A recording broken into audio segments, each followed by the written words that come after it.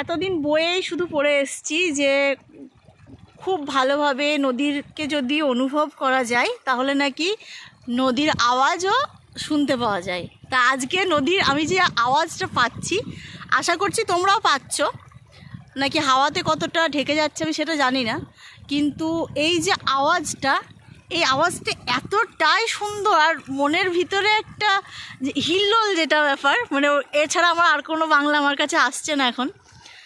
আর এই পাহাড়ের মধ্যে দিয়ে নদী বেয়ে যাওয়ার মজাই আলাদা। এই নদীতেই সবাই স্নান করে, ওই যে ওখানে দিদিভাইরা সবাই স্নান করে অনেক কাপড় চোপড় ধুয়ে তারপরে ওরা গেল। তো আমি এখানে আসতে পেরে নিজেকে তো ভীষণভাবেই মানে ধন্য মনে করছি। অনেকটা রাস্তা পার করে আমরা এসছি, কিন্তু এত সুন্দর মনোরম দৃশ্য আমি এর আগে কোনো দিন মনে হচ্ছে যেন দেখিনি। অনেক জায়গায় গেছি, ভালো লেগেছে, এখানে প্রচুর প্রচুর প্রচুর প্রচুর ভালো লাগছে।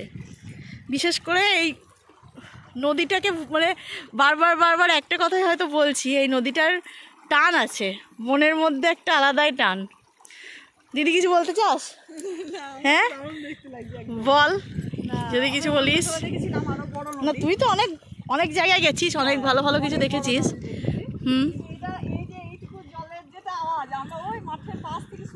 আমি ভাবছিলাম যে এটা সাবমার্সিবলের আওয়াজ। আমি দিদিকে বলছি, দিদি কিন্তু আওয়াজ পাচ্ছে জলে, তা বলছে আমি কিন্তু নদীর আওয়াজ পাচ্ছি, কিন্তু নদী দেখতে পাচ্ছি না। আমরা তো অনেকটা উঁচুতে ছিলাম, তো আবার ঢালে নেমে আসতে হলো। তখন আমি দিদিকে জিজ্ঞেস করছি যে না, দিদি বলছে যে না ওই দেখ নদীর জলেরই আওয়াজ। আরে না না, নদীর জলের কি এত আওয়াজ হয় যে এখান থেকে শোনা যাবে? ও দিদি বলছে যে আমি বলছি সাবমার্সিবলের আওয়াজ। তারপরে আমাদের সঙ্গে যে আসছিলো সে বলছিল কি এখানে সাবমার্সিবল বলে কোনো জিনিসই নাই, এরকম বলছে।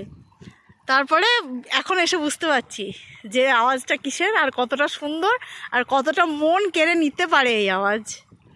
বলো তোমার অনুভূতি কেমন আজকের পিকনিকের? দারুণ দারুণ, শুধু একটা কথা বললেই হবে? হ্যাঁ,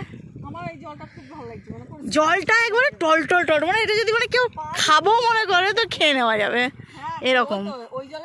ওরা তো খায়, আর আমাদের এই সব থেকে বড় ব্যাপার এই জলেই আজকে আমাদের রান্না হবে। আর জলটা এত সুন্দর, এটা যে ডিসেম্বর মাস, মানে এই জলটাতে বোঝাই যাবে না যে আমি একটু পা ভেজাবো। যাই হোক, ওই যে দূরে আমি জানি না কতটা কি দেখা যাচ্ছে, ওই দূরে অনেক গরু চড়ছে পাহাড়ের গায়ে গায়ে, প্রচুর প্রচুর গরু।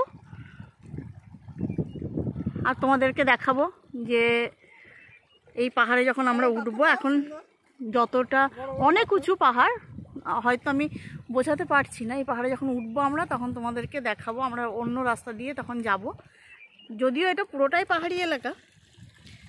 চলো, আমাদের পিকনিক স্পটও ওইখান থেকে দেখা যাচ্ছে কিনা জানি না, আমি দেখিয়ে দিচ্ছি একটু।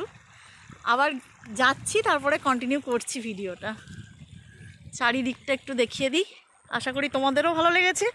যদি ভিডিওটাকে ভালো লেগে থাকে অবশ্যই কিন্তু চ্যানেলটাকে সাবস্ক্রাইব করে দেবে, আর সাবস্ক্রাইব করে আমাদের পাশে থাকবে। আজকে সারা দিনের কি হচ্ছে কি না হচ্ছে সবটাই তোমাদের সঙ্গে শেয়ার করব।